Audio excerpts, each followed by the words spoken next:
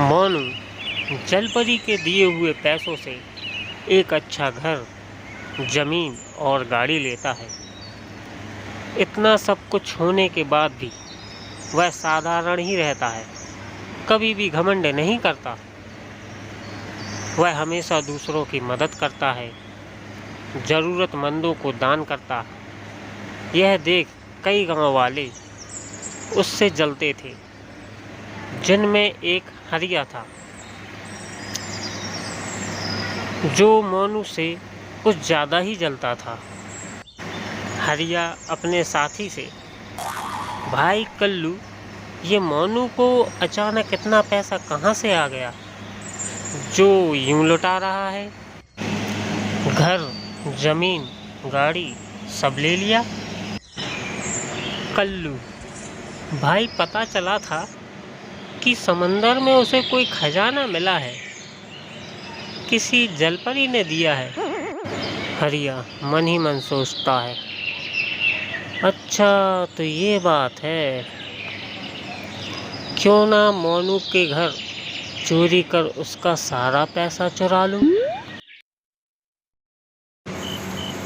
हरिया रात को मोनू के घर में चोरी चोरी घुस जाता है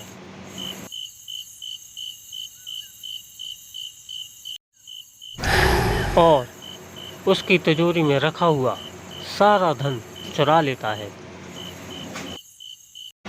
सुबह जब मोनू को पता चलता है कि उसके घर में चोरी हुई है, वह बड़ा ही दुखी होता है। वह इसकी जानकारी पुलिस को देता है। सर, कल रात मेरे घर चोरी हुई। मैं इतनी गहरी नींद में था कि मुझे पता ही नहीं चला। पुलिस वाला, क्या आपको किसी पर शक है? नहीं सर, मेरी भला किसी से क्या दुश्मनी। ठीक है मोनू जी, हम जल्द से जल्द उस चोर को पकड़ने की कोशिश करेंगे। ऐसे ही कई दिन निकल जाते हैं। पुलिस भी चोर का पता नहीं लगा पाती। एक दिन मोनू दुखी बैठा था, तभी उसे जलपरी की बात याद आती है। जलपरी ने कहा था, कभी भी मेरी ज़रूरत हो तो समंदर में इसी जगह आकर मुझे बुलाना, मैं आ जाऊंगी। मोनू झटपट नाव उठाकर समुद्र में उसी जगह पहुंच जाता है। वह उसे बुलाता है, जलपरी रानी, तुम कहाँ हो? मुझे ज़रूरत है तुम्हारी। बस इतना कहते ही वहाँ जलपरी आ जाती है। बोलो मोनू, क्या हुआ? आज तुम्हें मेरी याद कैसे आई? क्या और धन चाहिए है तुम्हें?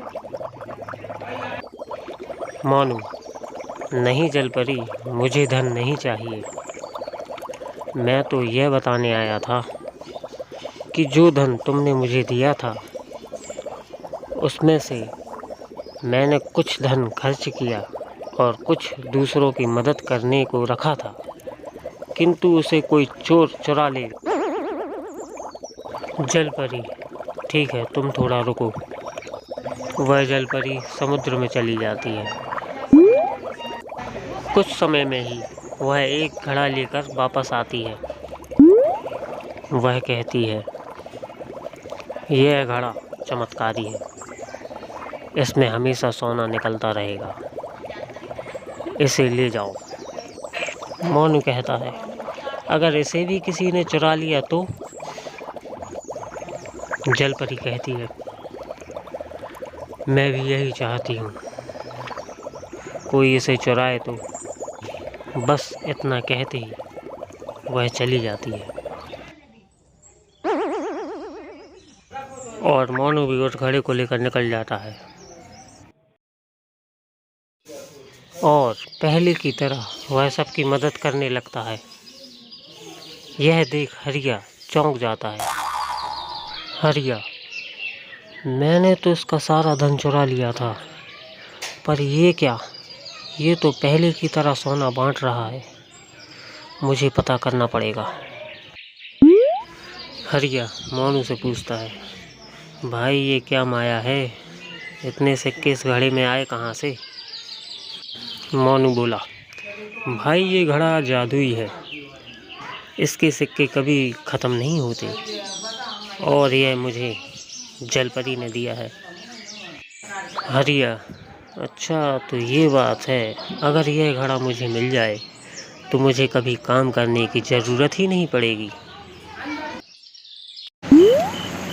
हरिया रात होते ही फिर मोनू के घर चोरी करने पहुंच जाता है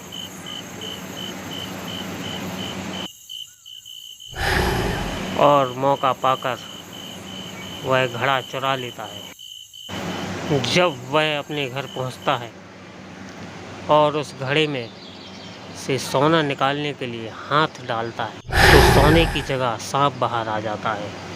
वह घबराकर मटके को फेंक देता है। अरे मर गया रे, ये सांप कहाँ से आया? सांप जी मुझे छोड़ दो, मुझे माफ़ कर दो, मुझे जाने दो। नाग कहता है, अगर माफ़ी मांगनी है तो मोनू से मांगो और उसका सारा धन वापस कर दो, तभी मैं तुम्हें माफ़ करूँगा, वरना मैं तुम्हें जान से मार दूँगा। हरिया घबरा कर, तुम जैसा कहोगे मैं वैसा करूँगा, मुझे छोड़ दो, मैं अभी जाकर यह सब उसे लौटा दूँगा। वह सारा धन और घड़ा मोनू के घर जाकर देता है और कहता है, भाई मुझे माफ़ कर दो, यह सब मैंने चुराया था, ये रहा आपका धन और घड़ा, मैं बहुत ही शर्मिंदा हूँ, कृपया मुझे माफ़ कर दो, आज के बाद मैं कभी गलत काम नहीं करूँगा। बस इतना सुनते ही नाग वहाँ से गायब हो जाता है और मोनू हरिया को माफ़ कर देता है। हेलो दोस्तों, हमारी कहानी जलपरी और मछुआरा पार्ट 2 कैसी लगी कमेंट करके ज़रूर बताएं। और हाँ, जिसने भी पार्ट 1 नहीं देखा उनके लिए लिंक डिस्क्रिप्शन में दी है, उसे जाकर ज़रूर देखें। धन्यवाद।